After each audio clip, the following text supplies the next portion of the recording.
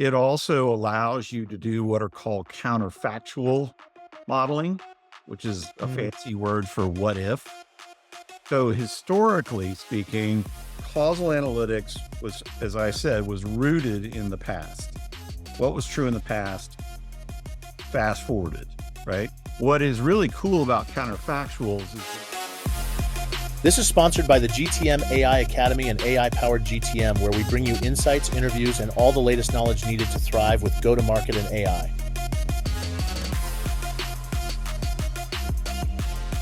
Welcome, everyone. It is I, Coach K, and I am so excited to have the chairman and CEO of ProofAnalytics.ai, Mark Stouse.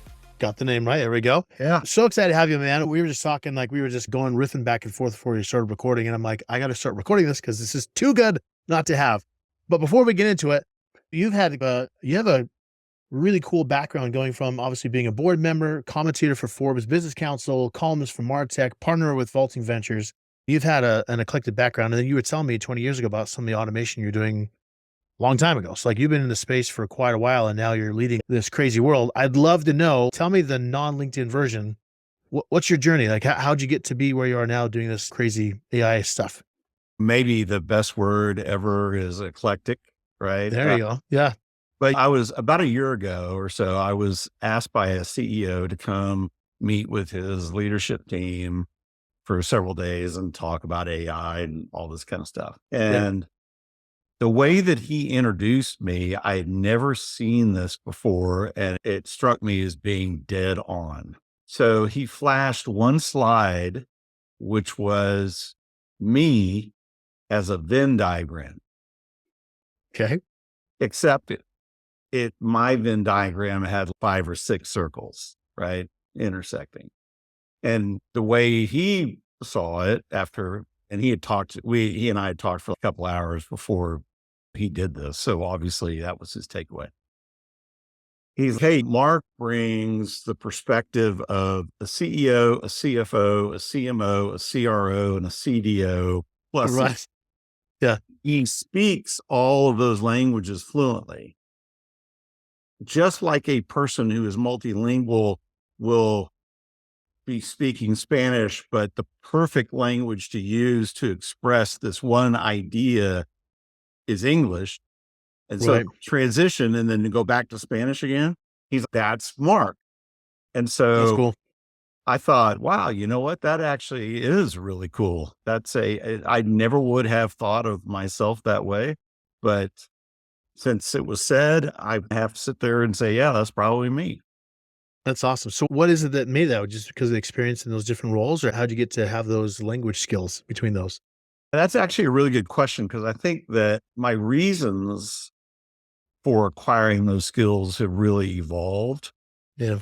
I think that much earlier in my career, it was ambition and a quest for significance Yeah. and wanting to be taken seriously. And so then it morphed over time into a genuine, and this is how I feel about it anyway, a Mhm. genuine desire for empathy with other people, not just professionally, but in this case, particularly in that context. And it's really hard to exchange empathy when you don't speak the other guy's language. Yeah. And the seminal moment for me in a lot of ways, right, was I was working at HP and I was working very closely with Mark Hurd, who was the CEO at that time. Right. Hurd was a very smart guy and a very challenging person to work for. I've heard that. Yeah. Yeah. And he had a real problem with marketing's inability to show its value in ways that he recognized. And so he and I had a kind of a major Donnybrook at one moment.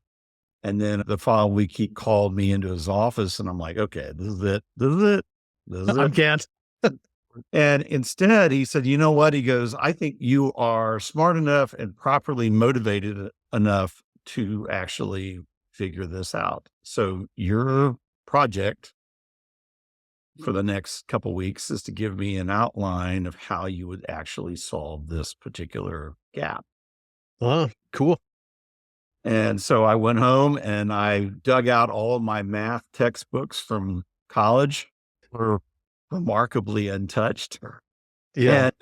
and started reading them with a level of interest that I had never shown in school. And went back to him and gave him a plan, got reintroduced, of course, to like multivariable regression and all that kind of stuff. Yeah. All the stuff. And he really responded very positively to it. He goes, at HP, we have a mentorship program. And he said, I've already picked out your new mentor. And I Nice. had one. So I was like, oh, great. I got to start all over. Turned out that my new mentor was Bob Wayman, the CFO of the global company. Cool. And he said, Bob is going to give you an MBA in the equivalent of about 4 months. Wow. Crash course. And so what Bob did was he just said, I'm going to tell you all about what's really important. And we're not going to talk about all the extra stuff because that's not really important unless you plan on having a finance career. And so it really fed into the analytics work and everything else that started to catch fire in my career. And I found that I really enjoyed it. And at that time, I enjoyed being able to display that I was smart to a person in their own language. Mhm. I won't say that I don't enjoy that today. I do. Okay. But it's not my reason for doing it anymore. I love to be able to connect with somebody. And when you speak their language, like I was a part of a roundtable between CDOs and CFOs, and they were both using the word predictive. One of my favorite words. Yeah. And yet it became very clear to me sitting there that they were using it very differently. And so I pointed this out and I said, and everyone was, what do you mean? Predictive is predictive. And I'm like, no, you guys, CDOs, okay, that's a chief data officer for anybody who doesn't know, Right. right? You guys use that word in the context of machine learning. So machine learning identifies a pattern that repeats. And so it is giving you the next fill in the blank in that pattern. That's its definition of predictive. Right. I said, but these guys over here, the CFOs, predictive means give me a forecast. Whether they know the term causal or not is not relevant. That's what they mean. I want a causal. Hence the translator coming out in you. And so and they're like, holy shit. And so all of a sudden the conversation changed because now they were trying to speak the same language. And that was a thrill, right? So one way I self-describe is that I'm a corporate version of a UN translator. It's a good way. That's awesome. So with you now, that kind of makes sense with where you're at now with your company, is just how you're looking at the tech. Describe what you guys are doing in is it marketing specific only, or expanding it to other places? I want to make sure, because I haven't introduced the tech. I want to make sure people know what the heck you do. So the math and thus the software is agnostic, right? Any startup has to focus though. And so we focused on the go-to-market problem. Which is a good one because it's needed. Yeah. And so it's causal analytics applied to that use case. I think in retrospect, looking back on it, which by the way is the only way that you can know this, is that we were about 5 years early. Got it. And that is hard. That's really hard. Yeah. Right? And we had customers and we have really good customers, but for 5 years, it was, I think for a lot of people in the era of cheap and easy money, they were like, who cares? So what if I'm ineffective and inefficient in my deployment of capital? I can always get more. And then 2.5 years ago, everything changed. It was already changing as a result of COVID. the need to forecast, need to be able to look around corners and see the volatility and the variability coming, right? Which is the whole principle of causal forecasting. And so we're now in a very different place. And it's like the way I analogize it, probably revealing something about myself here, but it's going from if you're in high school and no one wants to date you, and then something happens and everybody wants to date you. Yeah. That's what it's like. Yeah. It's very weird. Probably a good comparison. I love it. For you then, if you could describe us two questions. One, what is the problem you're seeing that you're solving? And then two, how do most people solve it without AI? Does that make sense? Hopefully that doesn't work necessarily. But the big problem that we're solving is probably one of the oldest problems ever, right? Yeah. So causal AI is rooted in things like multivariable regression and stuff like that, right? Yeah. And so simplistically, it's the same reason why somebody goes, I don't know, to a psychic or whatever and wants to know what's going to happen in their life. Right. There's a deep desire to be able to anticipate what's coming and act more appropriately, Mhm. right, or more effectively as a result of that knowledge, and feel like that past is prologue and that it's all going to be the same and it's all going to be basically good, then you don't feel that pressure. Right. But when all of a sudden those things change significantly, then everybody gets really interested, right? And Mhm. it used to be that statisticians, data scientists would do this kind of work longhand, and it was very costly, very Right. time intensive. Latency was off the charts. You'd create a model and you'd only be able to recalculate it maybe once a year. So it would age out really fast. And by the time you recalculated it, if we use the analogy of a ship on the ocean, you had no idea where your You're ship way was. over. Right. Right. Today, as a result of AI and automation and all these things all converging in the software SaaS space, right? You're able to operate causal analytics very much like a GPS. Cool. And then the other part is you got to be able to track all the other stuff on the outside that you don't control and, Right. and what it's exerting on the stuff that you do control. Right. That's the handicap on the whole thing.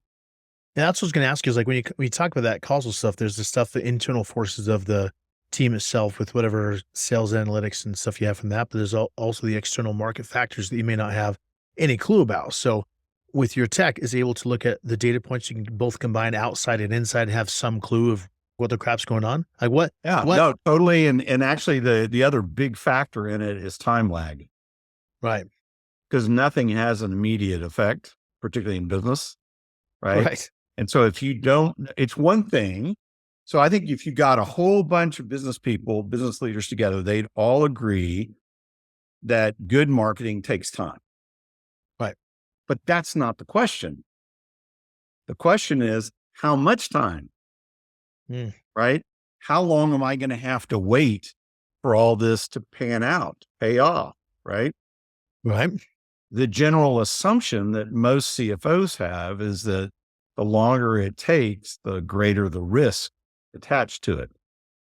Right. Now, that's not actually necessarily true. That's a convention Totally. that doesn't really pan out most of the time, Yeah. right? The biggest issue really is that so the basis of their assumption is that the longer it takes, the more opportunity there is for all these external factors to screw it up. And there is validity to that, right? If you are thinking about your investment as like a fire and forget missile over which you have no control, Right. shoot it. But if you are now shooting it and you're maneuvering it while it's in flight so that it stays on target, that is a whole different proposition. Totally. And that's AI in this context. Quick ad break. Unlock your AI edge with GTM AI Academy. We've got actionable tools and insights tailored for sales, marketing, enablement, RevOps, GTM leaders, and GTM teams. Plus, grab our free demo tools library to level up today. Visit gtmaiacademy.com. So when you have part of the show in the academy is understanding like how does AI apply to business to make actual impact? So it's not just cool, we have a new tool, but how does it actually help you? So do you have hopefully an anonymous story or something you could say, a customer came to us, did this thing, had this analytics, and so it shifted their decision making with whatever they were doing before, and the results were positive or something like that? I'm just curious, like what output do they get that then informs them to do something different they would not have had before? Does that make sense? Hopefully. Yeah. So the output is essentially this. You get a historical analysis, stack ranked on from most effective to least effective. Let's call it ingredients. Okay. Things you're doing to achieve this outcome. And so you get that historical thing, and then that is converted into a causal forecast. So you can see the way this is going adjusted for externalities. So just like your progress on a route on your GPS, and all of a sudden traffic changes the picture and it tells you to reroute. Right. So that's what proof does. It also allows you to do what are called counterfactual modeling, which is a fancy word for what if. So historically speaking, causal analytics was, as I said, was rooted in the past. What was true in the past, fast forwarded, right? What is really cool about counterfactuals is that you pick something that only your imagination can come up with, something that's never happened in the future. And you define that, and then you use like Chat GPT-4 or something like that to create a logic ladder from that point back to reality. Right. And then you ask Chat GPT-4 to create the synthetic but highly representative data sets to embody To fit that. Right. that. And then you run all that in a causal tool like Proof, and it gives you a scenario, right?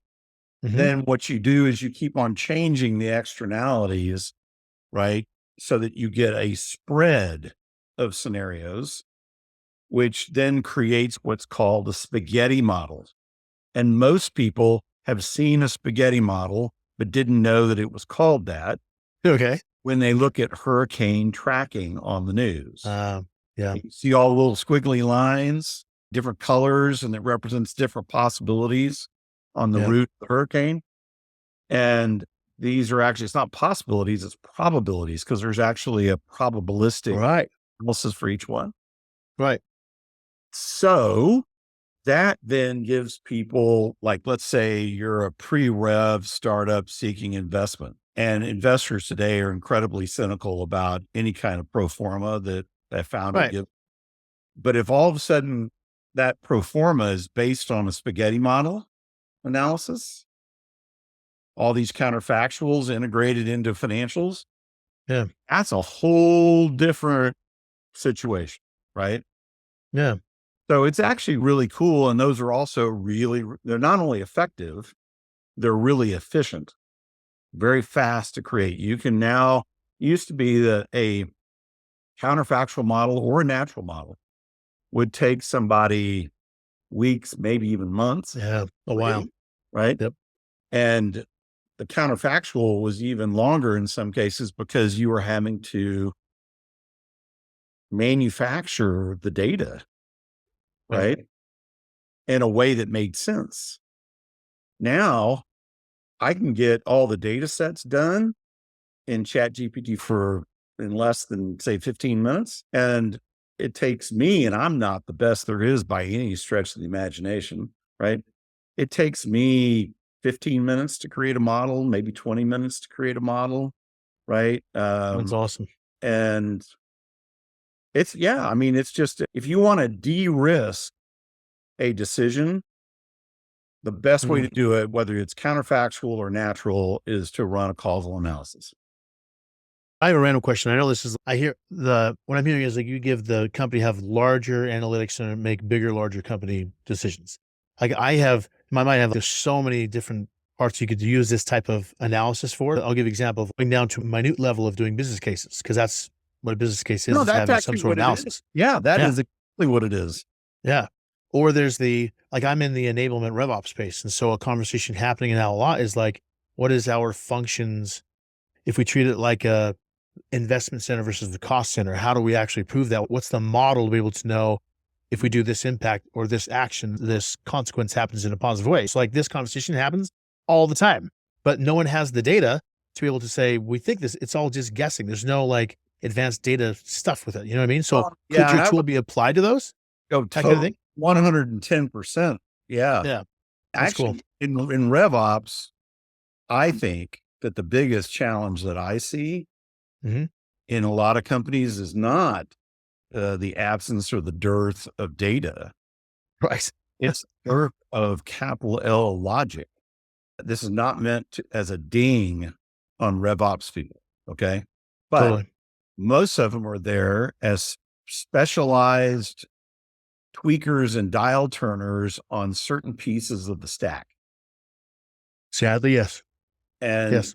they don't know anything about analytics at all. Yeah. And that's a real problem. So one of the things that I've been working on for the last 2 years is a book all about this. Nice. And I interviewed almost 500 Fortune 2000 CEOs and CFOs about their perspective on go to market. Doesn't mean that it's always right or fair. But it's a data point. But as my dad used to point out to me, he who has the gold makes the rules. That's Right. right. Right. And so we are actually in the earliest stages. I know that it feels like it's been going forever. Right. But we are in the earliest stages of a go to market revolution that is Mhm. led by the C suite in many companies. They Yes. have had it. They've just had it. They've Yeah. totally had it. They're so frustrated in all these interviews, say maybe 10 or 12, right? The amount of profanity, okay, was just nuts. Yeah.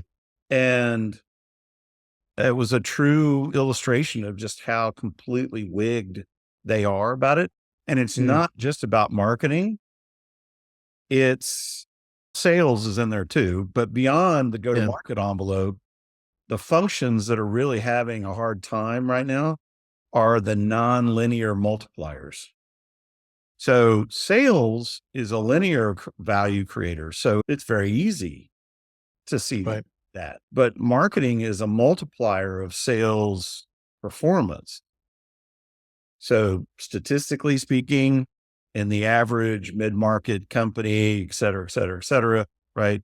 Marketing and key thing is if you have a scaled go-to-market operation, marketing is making sales roughly 8 times more effective and 5 times more efficient than sales would be by itself.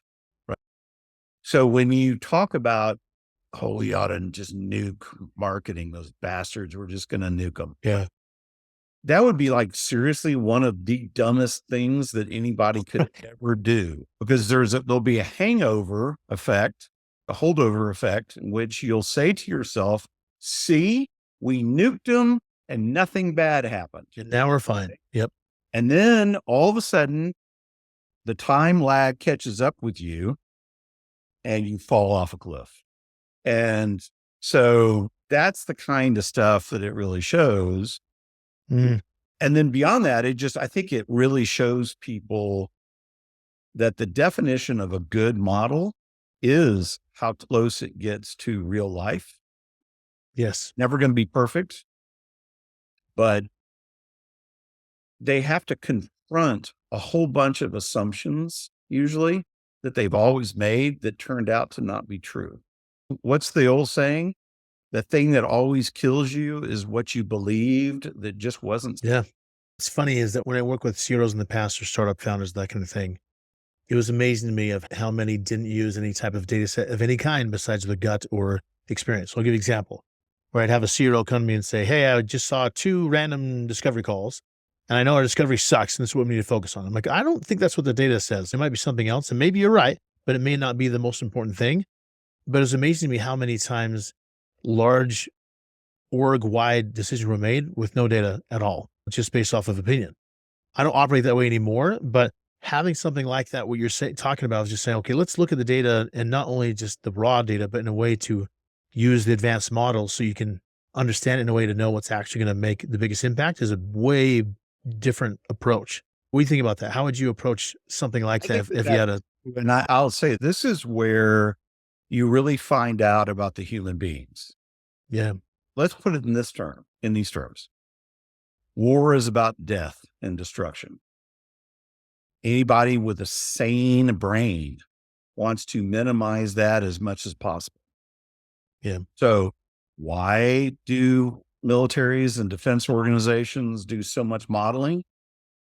They want to understand where the parameters are and where the do not go there areas really are.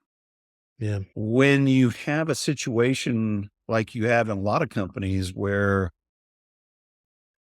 that's not the priority, and you're also acculturated to believe in natural leadership, intuitive brilliance. These are all highly personal ideas or very ego-centric hmm, ideas of leadership, right? You want to be seen as the font of knowledge, right? You want to be seen as the master of the universe. right, The irony is that you could argue that the person that has the best chance of that is the person who quietly in the background, without ever disclosing it to anyone, uses causal analytics, because then they really are like that old saying about in the land of the blind, the one-eyed man is king, right? hmm, hmm, That's what that would be. totally. I'm curious, and we have, you okay on time? 10 minutes? You okay Yeah, for no, that? Okay, good. I'm mature Um, disclosure. Yeah. yeah, this is great. We were talking before we got started around the concept around AI of how it amplifies, augments, that kind of thing. And so you mentioned something about numbers, and I'd love to have you tap into how you view AI as the amplifier and just that mindset you have around. I thought it was really cool. So it's not that AI won't replace some jobs, maybe even a lot of jobs in certain areas, right? Yeah. But like Bill Schmarza, who's Dell's AI champion and Right. big data and all that kind of stuff, right? He and I did a research note on data science that it was published about a month ago. And it was about the economic impact of Gen AI. Hmm. And the two main vectors, of course, are effectiveness and efficiency. And right Right. now, if you're in AI, everyone is selling efficiency gains, Right. right? What we found was, if yes, there are efficiency gains, they are largely a one-shot proposition. They don't compound, right? And they're not as big as everyone thinks. The real Right. value, okay, is in multiplying the capabilities of people, like in terms of innovation and thinking and scenario planning and Right. strategy kind of stuff, which is some stuff that compounds. So that's the most powerful force of the universe, in a lot of ways, is the law of compounding. And it's infinite. There is no stopping it. There is no cap to it. There's no ceiling on it. Now, what's really important about this is that as a multiplier technology, and pretty much all technology is a multiplier to some degree, AI it's really important what AI is multiplying. As you and I were talking about before we started, 8 times 2 is 16, 8 times 1 is 8, and 8 times 0 is 0, Hmm. right? So what we saw in our research is that on a bell curve of human capability, you get huge. Like if you take all your high pot people and you give them AI tools, Right. what you get out of that is orders of magnitude more than the big bump in the middle. Now you Right. will get out of all the people concentrated in the middle, you will get absolutely continuous improvement and continuous value, but it won't be anywhere near the levels that you see out of your very best people.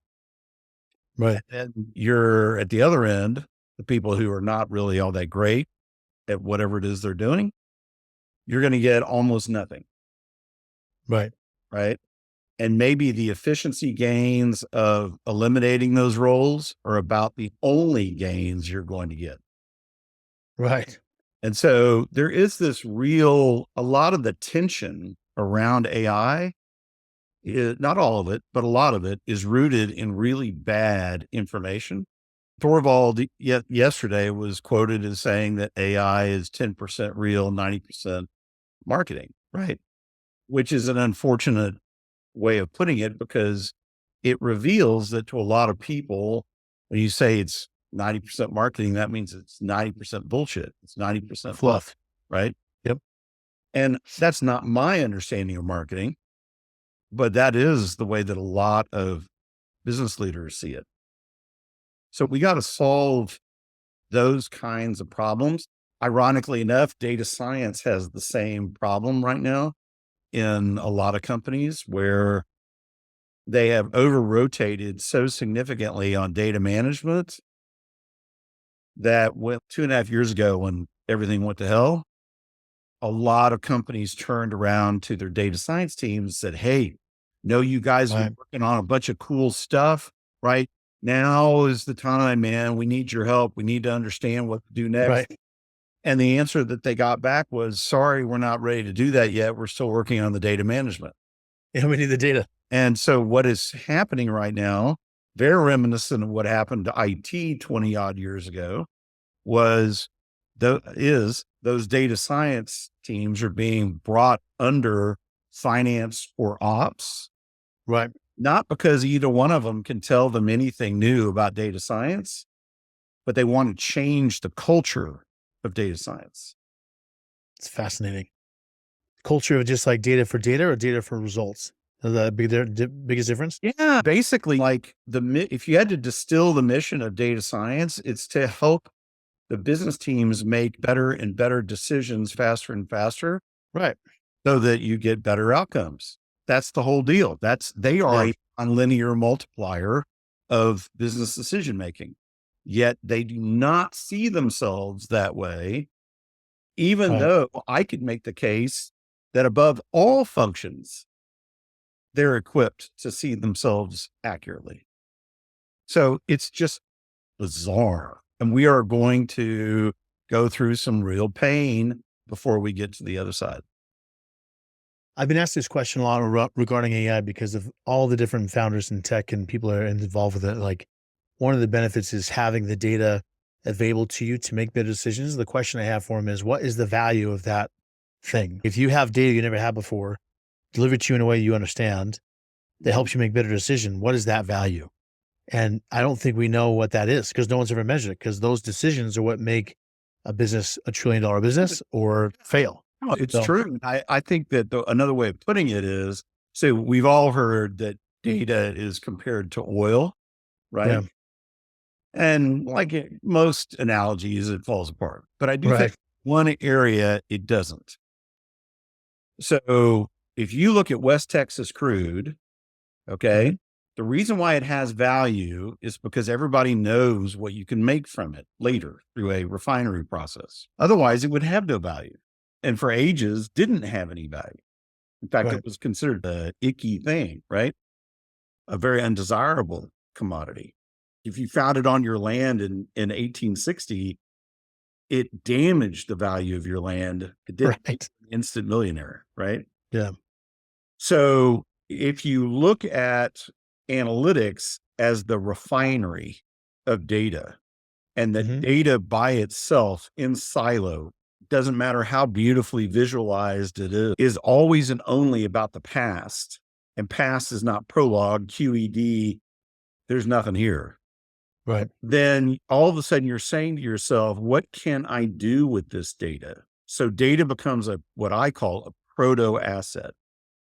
that as soon as you use analytics to turn it into something of utility, an insight that helps you make a better decision, that helps you make more money, then and only then does it become an asset, a real one, Right. right? Right. And so I think that's also something else that data science has been so process oriented that they have missed. I think so too. And I also think like you said before, there's so much data swimming around that we haven't had a way to really, there's even more data now, but at least we have a way to consume it or at least to deliver it or do something with it. So it's not just sitting there in this mass bucket of data. Everyone's like, what do we do with this bucket of data? Who cares? But now it's like getting you actionable results or insights, or whatever. I think it's powerful. That's way cool. Last couple of minutes. So you have proofanalytics.ai is obviously your website. I've been like, I'm so intrigued. I want to go play with it now and do some stuff or figure out how I can play with it. But the best way to get in touch with you, what's the best way for people to reach out to you? I would say these days, the best way to reach me is through LinkedIn, Cool. right? Either comment below something that I'm involved with in some way, or send me a private message through LinkedIn. Yeah. I will almost never miss those, whereas email is anybody's It's guess. anybody's game. Yeah. Kind of a crap. I'll make sure I'll put in your link in the show notes for you so people get in touch with you. But this has been a fascinating discussion. I've been just grateful for your time, Mark. Appreciate you. Thank you, man. I enjoyed it. Of course. Thanks for listening to the GTM AI podcast. Please follow, subscribe, like, comment, and come back for more.